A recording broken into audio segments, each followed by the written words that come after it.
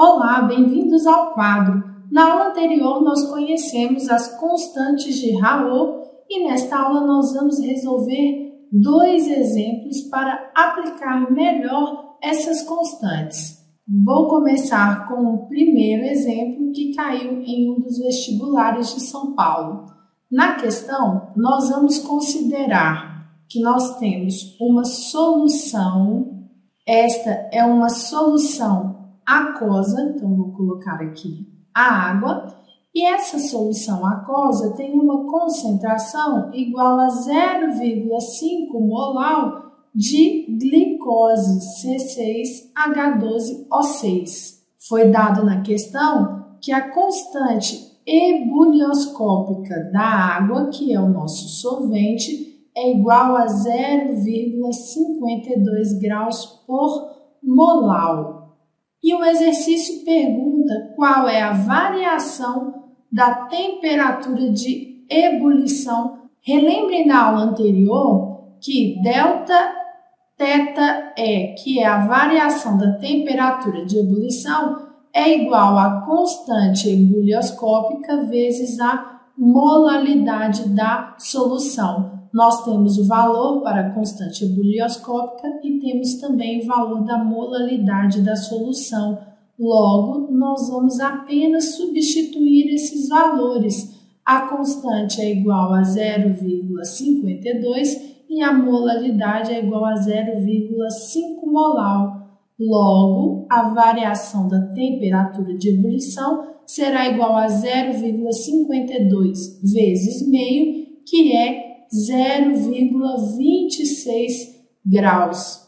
Como nós vimos na aula anterior, a adição de um soluto não volátil e não iônico a um solvente puro provoca o aumento da temperatura de ebulição.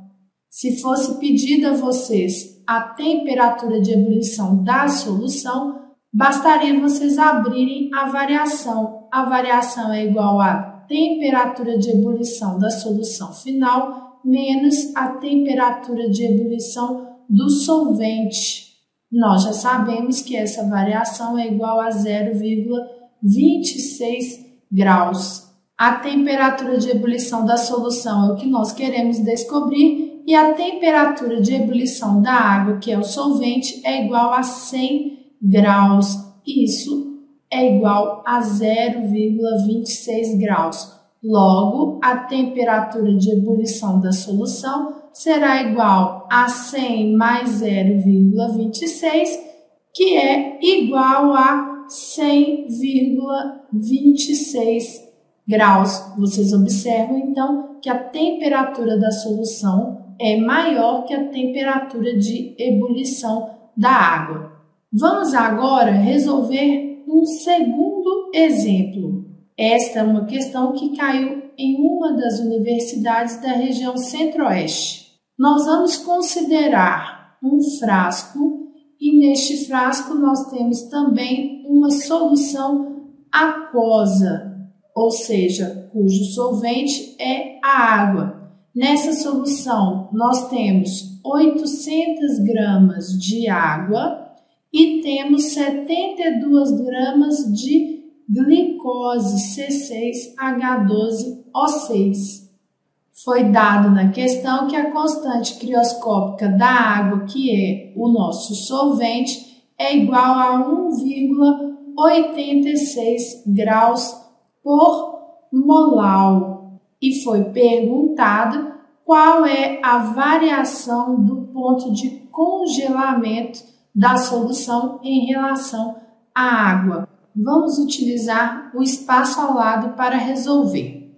A variação do ponto de congelamento é igual à constante crioscópica do solvente vezes a molalidade da solução.